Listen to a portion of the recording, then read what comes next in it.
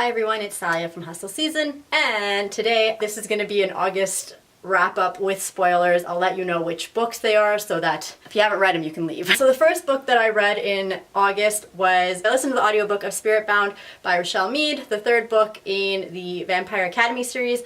This was a reread for me, and the only reason I kind of wanted to bring it up was I just wanted to see if anyone has read it, how they feel about teacher-student relationships, because I understand that it's super problematic, and I think in general that book, a lot of people had an issue with the fact that Dimitri is Rose's teacher, and in the book they sleep together, and not only do they sleep together, they kind of sleep together at a time where Rose isn't fully herself. There's no consent issue necessarily, but I mean, I guess you could say there is a consent issue because she's like in a really frazzled state when they decide to have sex. So I just want to see like what people think about it, because for me, objectively, when you tell me those words, I would say yes, that is very problematic. And usually like when I watch TV shows, I actually hate teacher like student relationships. I didn't really like, or I thought it was so cringy, like when Archie and his teacher were together in the first season of Riverdale. I didn't watch enough Dawson's Creek, but I remember the bits that I did, like I wasn't into, is it Percy, who's with the teacher in the first season as well. I wasn't super into that either. And yet for this book, it didn't bother me at all. I don't know if maybe Rose is written in a way where she comes off as being older than actually 16. Like the way she talks maybe is more mature, so I can believe that she'd be with an older guy. Or maybe Dimitri's written to act like a teenager. Like I'm not sure if something in the writing changes it up a bit, but I just thought it was interesting that this doesn't bother me at all. And yet under any other circumstance, if you told me, I don't know how old Dimitri is, but like if a teacher was with a 16, 17-year-old female student, like that's, you know what I'm saying? So it's kind of weird, and I kind of want to see if other people who have read Vampire Academy, like, do you find it problematic? Did it deter you from liking the book? I know fans like love the next book because it's even more problematic and he's all like bad and shit, and I know that YA fans in general were like the worst for liking problematic stuff. I don't know what it is about us, but like, do you think you can appreciate that type of art and just know that you should have like the critical skills to know that in real life that wouldn't float? Or do you think that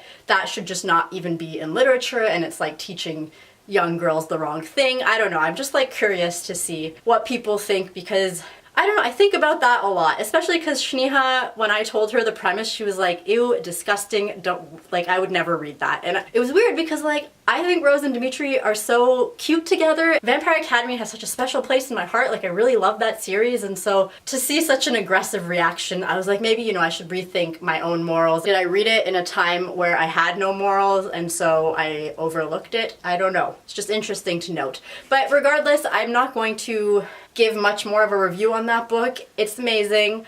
Read the series. Maybe not if you don't like problematic stuff. You know what, never mind. Just ignore everything I said about that. There's no review for that. I just wanted to bring up that topic. The next book that I read in the month of August was A Darker Shade of Magic by V.E. Schwab. Now, I have been dying to try to read one of V.E. Schwab's books. Literally, everybody on BookTube loves them, and I personally really like fantasy type stuff, and so yeah. And I follow her on Twitter and Instagram, and she like writes such inspirational stuff, at least on Twitter. She'll do a lot about if you're gonna create something and you're gonna put yourself in this like vulnerable position to expose it out into the world, about how to not care what people are gonna think and how to just do you. And I appreciate that. Every once in a while I read her tweets and I'm like, yes, like that really vibes with me. I don't even consider myself that much of a creator. Like I just make these videos on the side. I don't know, I kind of like them. And then I guess she was writing it for City of Ghosts, but when she was doing like her tour of Edinburgh and all the pictures and her Instagram, I don't know, like I just really like her on social media, and so I wanted to like her books, and I'd never read them and everyone else loves them.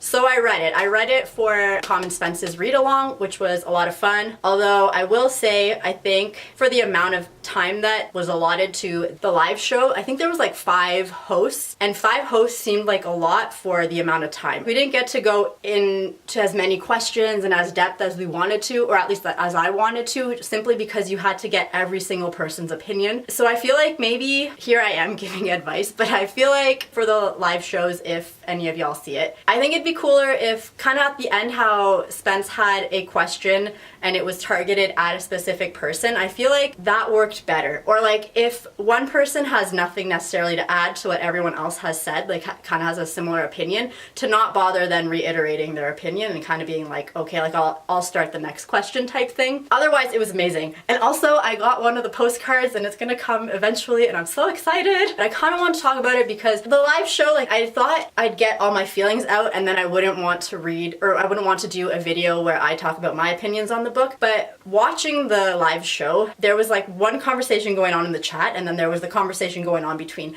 the hosts, and it was like so many people were like doing so much at once and it was kind of difficult, and like you couldn't have a full conversation in the chat because there was like 100 of us just kind of throwing our opinions out there, but like there was no back and forth. And so at the end of it I still felt like I had some stuff on my chest that I needed to get out there. So, and since then I've also watched a couple positive and negative reviews of the book, and I kind of wanted to see like what some of the other opinions are, because I feel like some people really like this book, some people hate it, and most of the times it's because of the main character Lila. Lila was probably my favorite part of this book. I really liked her. I totally saw where people were coming from in that it did sometimes come off as Lila was kind of giving a negative image to girly girls, but the thing is, when I was reading the book, that whole concept to me didn't come off as genuinely being Lila's opinions. It kind of, to me, felt like it was just a bit of the author's opinion coming through and shining through Lila. Lila is definitely insecure, and I totally saw that, but I didn't think that her comments broke her character necessarily, because like, yes, she's flawed, but she can fix herself, and like, just because she has that flaw, I don't think that that means that she's a bad character. Usually when there's like girl on girl hate or things like that, I attribute that to the author making a choice. I don't attribute that to a character. Do you know what I mean? Like, that's not Lila's fault. That, like, V. Schwab wrote her like that. I know that that sounds like you could say that about all books, but what I'm trying to say is that I didn't use that to judge Lila's character necessarily. I just felt like that was a bit of the author's agenda in the book. So I don't know, like, if you think differently, let me know. I didn't understand too much what else people didn't like. I think other people thought she was a bit annoying. But again, I liked her. I liked that she had some pizzazz. I liked that she gave no fucks and like she went right in. I like female characters who have a lot of confidence. I know that some people find that really annoying, especially if you don't agree with what they're saying. Sometimes it can be like, hey, you need to shut up, please, like for 2 seconds, let another character who's smarter than you talk. But I just feel like in general with female characters, we don't see enough of that. And when we do see it, we like hate on them. And so I don't know, I liked her regardless. And I honestly, like, everyone's obsessed with Kel, and I don't know if he gets better in the other books, but he like wasn't doing it for me in this book. Like, I like him and I see why people like him, but I'm not obsessed with him yet. He hasn't done anything for me to be like, yes. He's like swoon worthy, but like, what's his personality? Other than loyalty, like, what does he have? You know, I'm not 100% sure. And he has some like darkness to him. He's intriguing, I guess, but I didn't feel like I saw enough of him and enough vulnerability, and I haven't learned enough about his past to fully like him. And I will say the whole Kel thing reminds me a lot of someone named Jace. I like his coat right now more than I like him. A couple of the reviews that I read didn't like that Lila's eye surprise, like the fact that she's missing an eyeball, showed up like kind of late in the book. But for me, I actually like really liked that surprise, because I was like, this book was already going well. And V. Schwab bothered to make it just that much more intricate, so I didn't mind. I felt like she was giving us a gift, and it was nice of her because her book was doing fine without that twist. And then I read it and I was like, whoa. But I also thought it was cool because her not having an eye means she's technically like half blind. So I was like, oh my god, is this kind of showing us that you don't always know when people have a disability and disabilities can be invisible? I don't know if I'm reading too much into that, but that's kind of how I felt about that, and I kind of liked it. I think that's really it for this book. I don't remember if I loved or like hated anything else. Generally speaking, I did really like this book. I think it did fall a tiny bit short of all the hype that it has, just because again, I didn't fall in love with all of the characters. Like, Lila was the only one that I really liked. Rai was okay too, but you don't get to see a lot of him. But I'm gonna give the book a chance, or like I'm gonna give the series a chance, and I'll make a more final decision once I've read the second and the third one, because I think it has the chance to get much better. And for a first book in a trilogy, it's not bad. I was talking about Vampire Academy earlier, and the first book in Vampire Academy is absolute garbage, and I still love that series. So you never know. The third book that I read in August is From Twinkle with Love. Now, this one came in Owl Crate, otherwise I probably wouldn't have bought it because I really didn't like When Dimple Met Rishi. Like, that book, if it didn't have diversity in it, if it wasn't about two brown people, I would have hated it. But because it was about two brown people, I was like, okay, I'm into this. It's kind of how I feel about To All the Boys I've Loved Before. Like, that movie, if it didn't have a half Asian family, I don't know that I would have loved it as much. Like, yes, Peter Kavinsky is super cute and all that, but it's because it has that diversity that I like it. Whereas, like, if you can give me diversity and an amazing movie, you know, like Crazy Rich Asians, then I'm obsessed. Because, like, I don't want to just show people that people of color exist. I want us to show them that we exist and we are fucking awesome. I don't want it to just be, we exist and here is our semi-okay stuff. I read this for a couple reasons. A, because after To All the Boys I Loved Before and Crazy Rich Asians came out, I was like, you know what, I need a bit more representation in my consumption. And so I was like, I'll read one about a brown girl. And I thought it was interesting because now that I've just started making videos and she has a YouTube channel and I'm gonna be making a video soon for a project for school. If you've read the book, you can see all the similarities between what she's going through and like what I'm going to go through.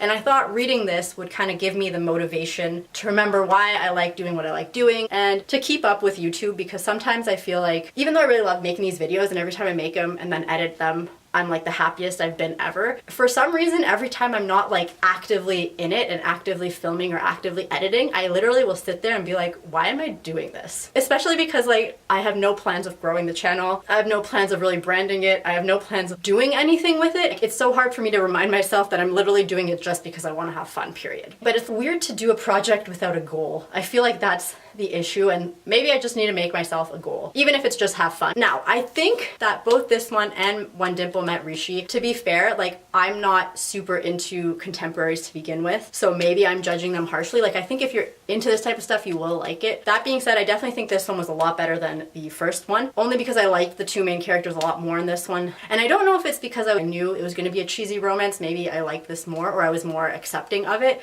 but I do think this one was better done. A couple things just right off the bat that I didn't love. There's like the same dynamic between the guy and the girl. I don't know why. Again, it was the girl's kind of broke and is self-conscious about it, and then the guy's low-key rich. Like I don't know why that had to happen again. I think that she could have explored a different dynamic, because that to me just kind of gave it like a, you know, like a Cinderella story element that it didn't necessarily need. Things that I do love about both this one and the first book was I love that both of them have a female lead who is trying to get into a profession that is mostly male dominated. Although like sometimes it's a lot. It is very social justice-y in that like it's fighting the patriarchy, but I mean, I'm here for it and I'm not mad about that, and I'm not gonna say that it's too much. You know what I mean? Like it is a bit too much, but I'd rather it be too much than not exist, so I'm not mad necessarily about that. I think like what makes these books for me though is the fact that there is this diverse cast and that it reads like an original Disney movie, and in a good way. The only thing is when you watch an original Disney movie, for me at least, it's like an hour and a half of your life, and it feels like the cringy, cheesy scenes are only a couple seconds, but when you read them, it's like a whole page. And so sometimes I'm just like, it's hard to read when it's that cringy, whereas like when I'm watching the movie, I'm all about it. So I don't know, if I feel like if these were movies, I would give them like 5,000 stars. I'd be obsessed with them. I could watch them over and over again, and I could look past the cheesiness, but when I read them, sometimes it's just like too much. That being said, I do find, like the first book, there are some laugh out loud moments. It's a fun read. It's an easy read. I would 100% support it, like I said, just for supporting authors of color and supporting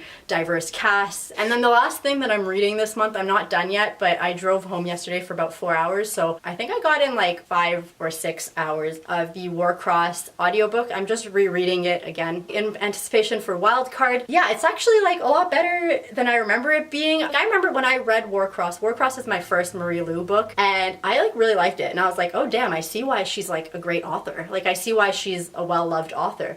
And I like loved it, and so I decided to try and read her other series, but for some reason like I couldn't get into any of them. I didn't like hate them necessarily, but I tried reading Legend and it was like so-so. I tried reading the second book of it and I just didn't care. I read The Young Elites. Again, I liked the main character, but I didn't love the story. I didn't love, like, the side characters kind of fell flat for me. And then I tried reading the second book, and again, I just, like, DNF'd that. So, I don't know what it is. I'm super pumped for Wildcard to come out. If anyone's read Warcross, is anyone else bothered by the fact that her hair is 1,000 colors, and yet, like, when she goes over to this guy's house in the book, like, she doesn't worry at all about, like, towels and shirts and couches and stuff getting dirty with her hair hair dye. That literally bothered me so much reading that book. Like, I've had pink hair and I know the struggle, and I was like, you didn't address that. And I feel like this girl who doesn't have that much money to like pay somebody back for their super expensive things would be worried that all the colors in her hair are leaking into this man's like towels and stuff. So that's my only like issue with that book. Well, I mean, there's a couple other issues, but that was my biggest issue with that book. But yeah, I'm in halfway through reading that. I'll probably finish that up soon or on my drive back to Kemptville. That kind of wraps up my August wrap up. I will see all of you guys soon, later, some point. All right.